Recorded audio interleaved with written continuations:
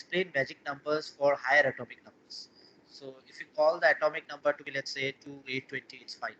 But if it goes beyond that, becomes 28 and so on, it's not able to explain it. Okay. A similar problem also happens with the harmonic oscillator. So today's topic, first topic would be harmonic oscillator. Okay. And then we are going to go into the main model or the potential model which actually works. So let's look into the harmonic oscillator problem. Now, here also we are going to do a qualitative analysis, not a quantitative analysis. We are not going to derive anything right now. Okay. So, harmonic oscillator is something which you have studied in your quantum mechanics, and here into an application, okay, a different application altogether. So, what you see in quantum mechanics is that basically there is a potential function which is basically considered for a harmonic oscillator, and based on that we actually derive the wave equation. We have the wave equation, and then we can actually solve the wave equation. We can get the energy values, and then we can actually write down or try to understand that what will be the energy levels at which the protons or the neutrons occupies, okay, the position. So what we do here is we basically consider that potential for a harmonic oscillator, which is actually nothing but V is equal to half m omega square r square. Okay. So you're considering this potential.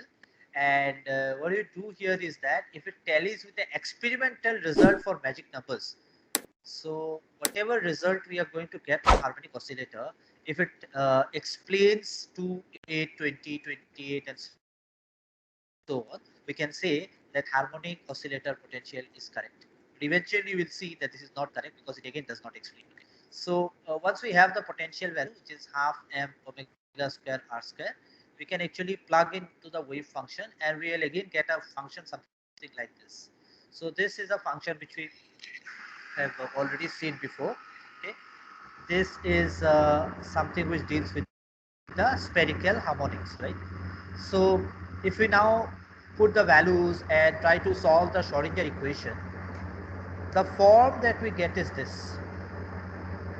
This is the form of equation that we are getting, where u is the wave function, okay, okay, and then we actually are finding out a form of this. Okay, now what happens? What is our aim? Actually solve the wave function. So once we do all the solutions, we find out the energy also, because if you know for potential problem, let's say infinite square wave potential, the energy is n square h square pi square by 2 ma square. So how do you do it? We basically take up the wave equation and basically solve it. Okay, so this is what you have to remember. Okay, because for this particular purpose we are not solving it. You have already done it in your uh, quantum mechanics class, and spherical harmonics you have understood in your mathematical physics class. So we can actually solve this using the boundary condition. Functions are continuous at the boundary, and then outside the potential will become zero and so on. Okay, so you can conditions and basically solve it.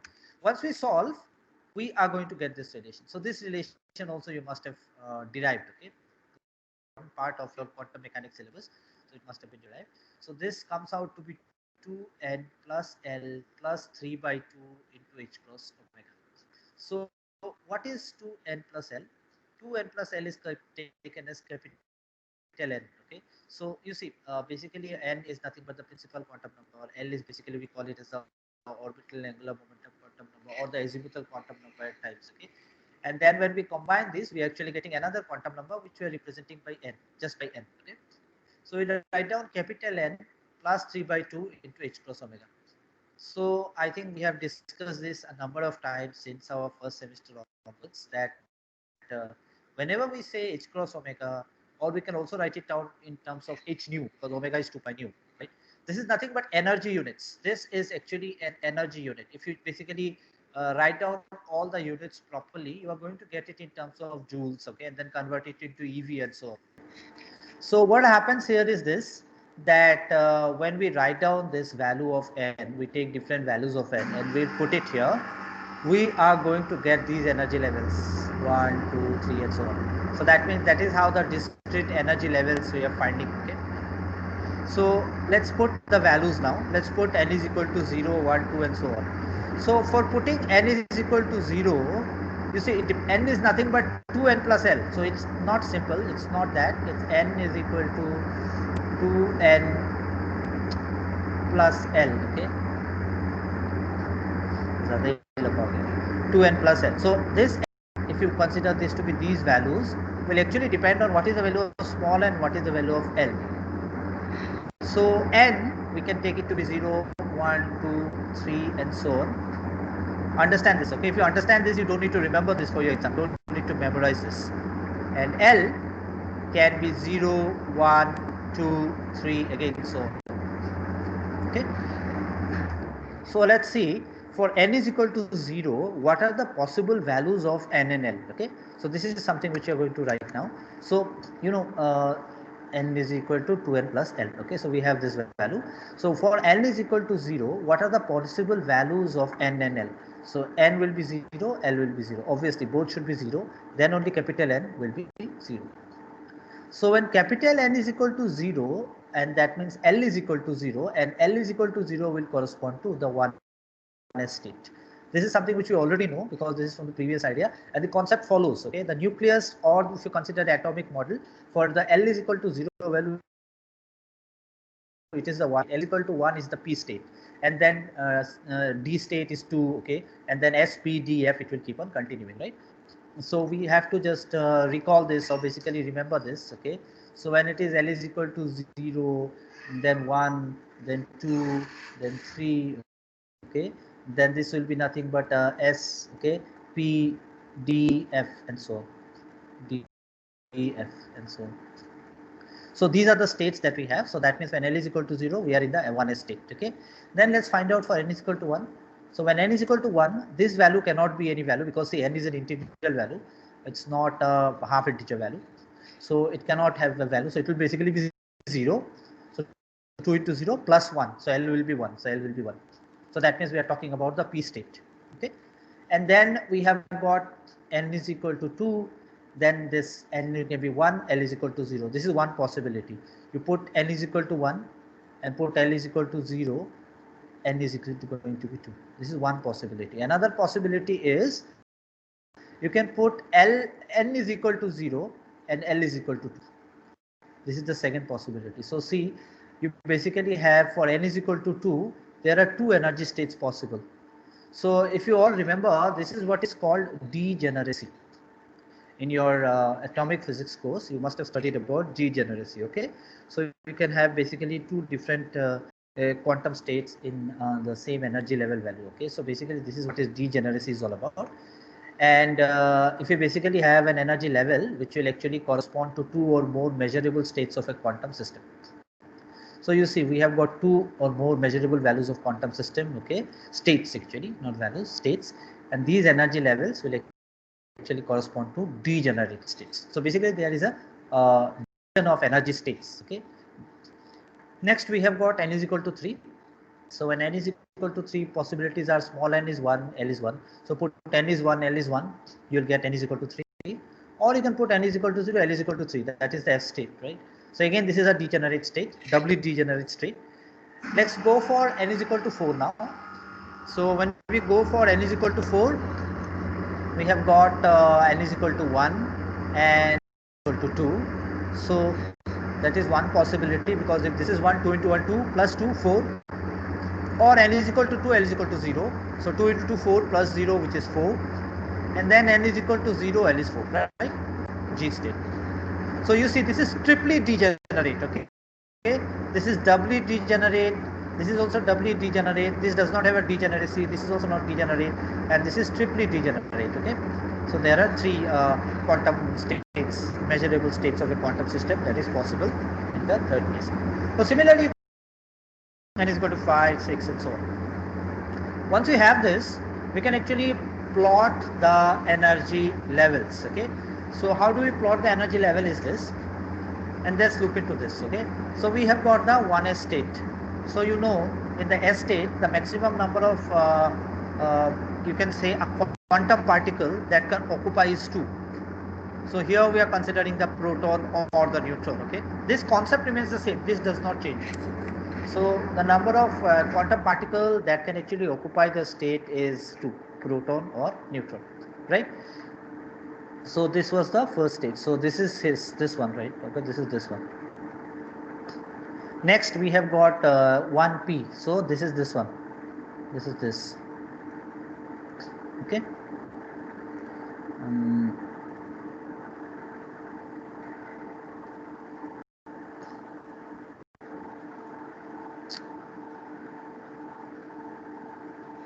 Trying to find out a solution for this, but I'm unable to find a solution.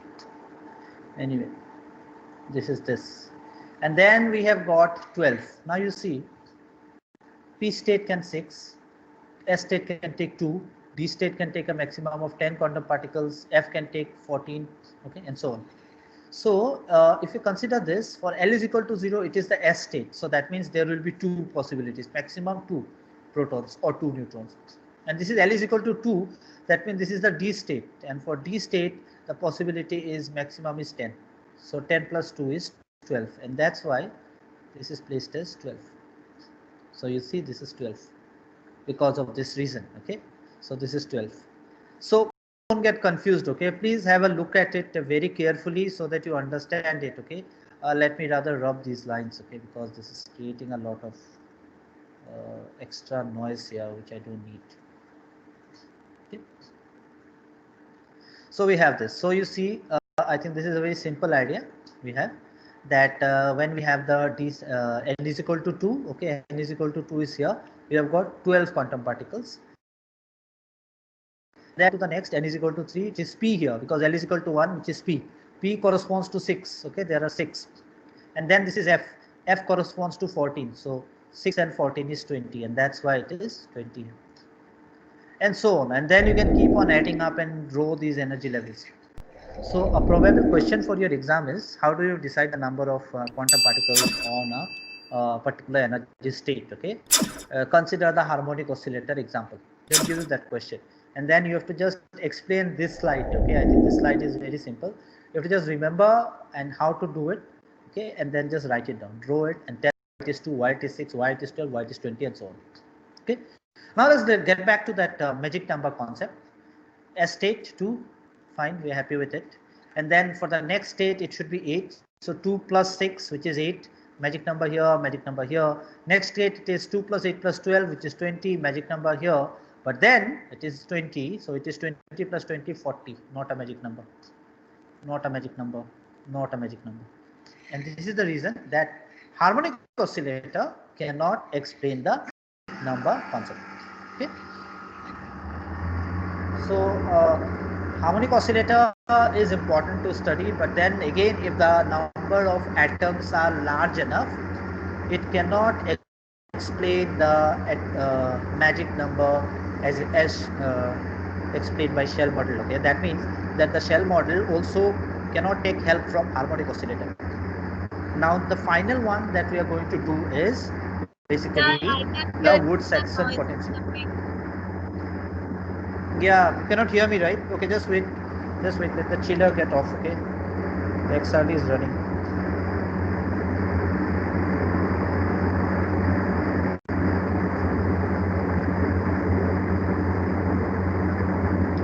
It's one of the difficulty of sitting in this XRD room.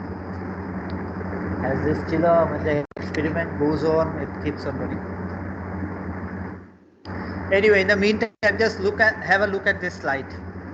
Okay, simple.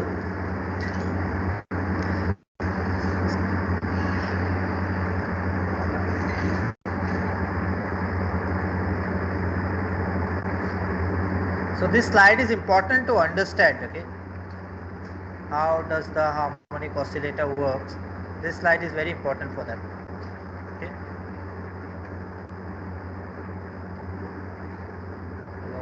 Off over.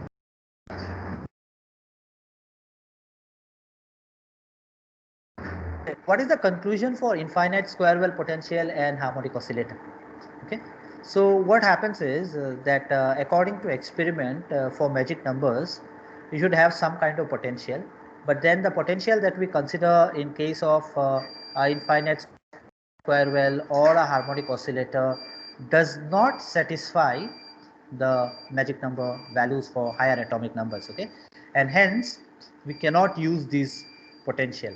In general, we can say that these are unrealistic potential because they are infinite in nature. Okay, these are some idealized case that we consider infinite potential.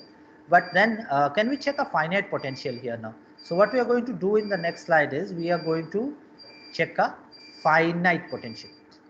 So a finite potential that we are going to consider here is, see, there are other potential which also doesn't prove the theories given by shell model. But then we are not going to look into that. Okay, we are going to look into straight away into one potential which will actually explain the shell model, and that's the Wood. Okay, so whenever you take up a nuclear physics book and you are seeing an explanation on shell model, you will see that the potential that they consider is the Wood-Saxon potential. Okay, so if you have that, you can always read it and you can get a better idea. But then I will go directly into the more important derivation part. Okay, so you now already know what is potential and why it is important to understand the shell model. So in general, when we talk about an infinite square well potential, and if we draw something like this, that means we're talking something which is abrupt in nature. That means it falls all of a sudden. Okay, now all of a sudden it doesn't happen. There has to be a smooth transition. There has to be a smooth transition. So this Wood-Saxon potential, you know, see, the potential will actually reduce and approach zero as we actually go towards the region, okay, or towards the wall, okay, because R, you see this, okay, the potential will become zero as we go more and more towards the wall of the nuclei, okay, and it reduces smoothly. It doesn't happen sharply. So this is wrong in case of nuclei. Okay, this can be true in case of some idealized case, but not in terms of nuclei. So Wood-Saxon says that the potential form that we should take V naught divided by 1 plus e to the power small r minus capital R divided by e. I'm going to explain what are these terms. Okay, don't worry. By R, we already know that that is nothing but the radii of the nuclei, which will be in the range of Fermi. But then that also depends on what is the atomic number.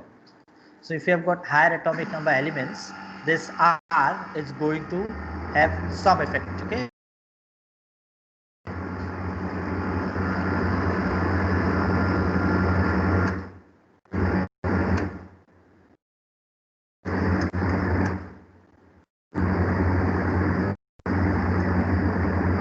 So whenever we are going to study any kind of potential problem, we basically study the potential depth, right?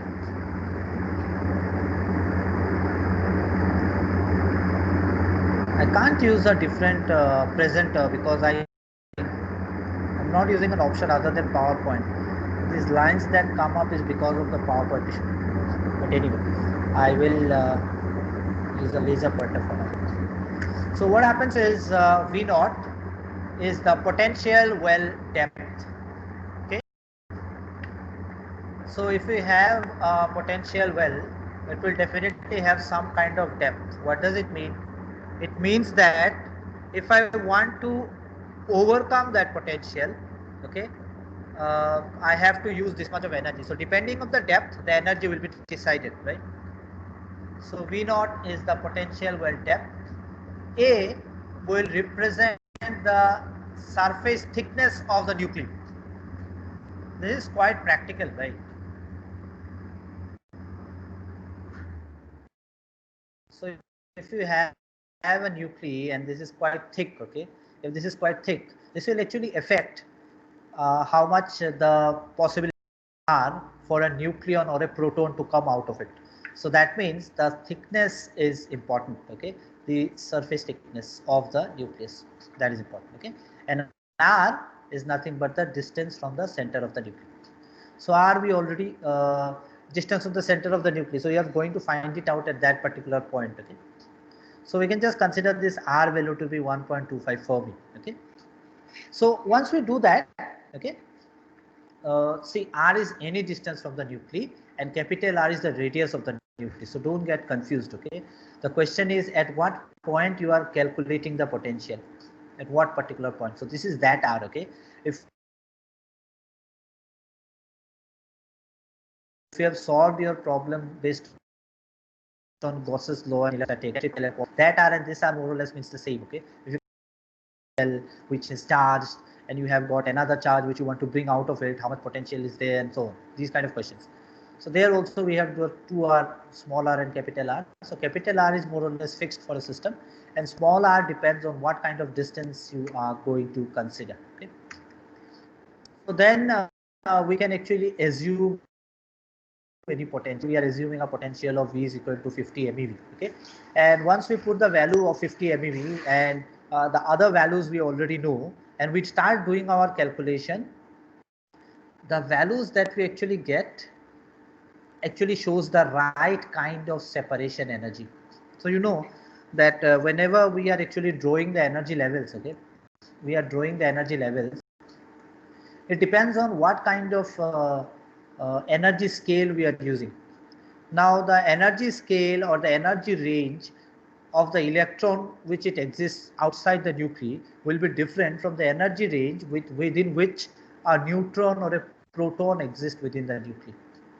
So if we just do some trial and error, nowadays you have got a lot of computer programming or mathematical tools which you can use to actually use different values of potential and check whether it tallies or agrees with the energy that is existing within the nuclei. So one of the values which was actually taken by Woods and Saxon was 50 MeV.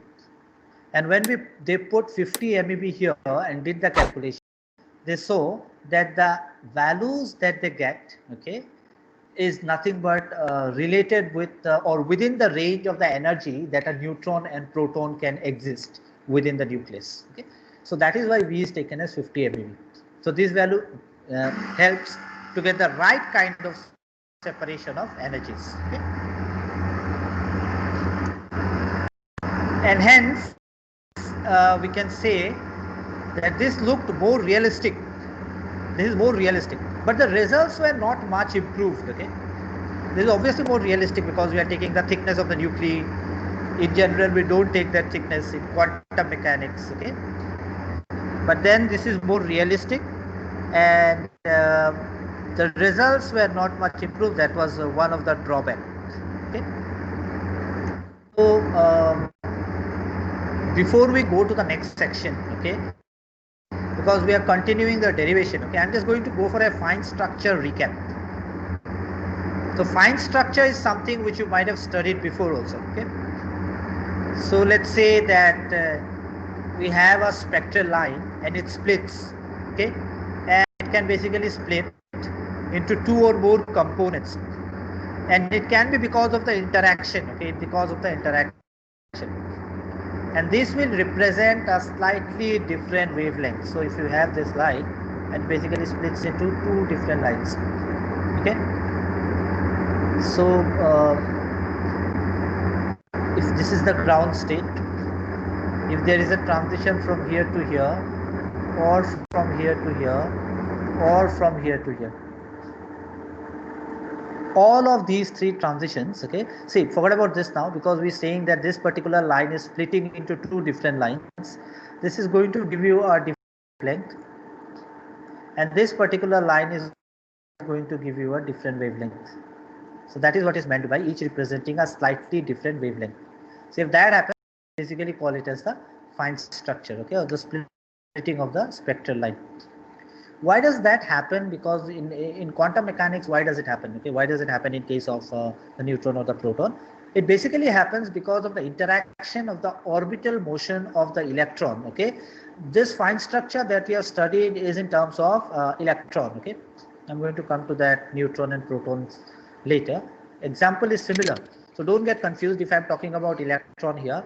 Whatever idea is there for fine structure for electron, in the sense that why does the fine structure exist for electron, a similar idea is also applicable for proton or neutron.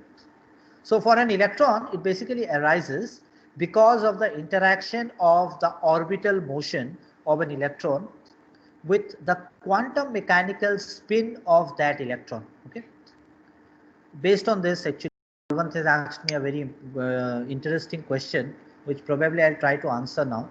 But then there are some unanswered questions in this field also. Okay, I'll tell you that question what he asked. Okay, so we have this orbital motion of the electron, which will interact with the spin motion. Okay, and as a result of which the energy level will split, and that will give rise to the fine structure. So when we talk about an electron, it can be thought of as an electrically charged spinning top. Okay, and hence it behaves as a tiny bar magnet. We know electrons are charged, it is spinning, and it is charged. That means it is behaving like a bar magnet. And you know the top will be looking like a north pole, the bottom will look like a south pole. It is something like a current loop through which a current is flowing, which will actually show a magnetic field. Okay, so it is something which you already have the idea. So the spinning electron interacts with the magnetic field produced by the electron's rotation about the atomic nucleus to generate the fine structure.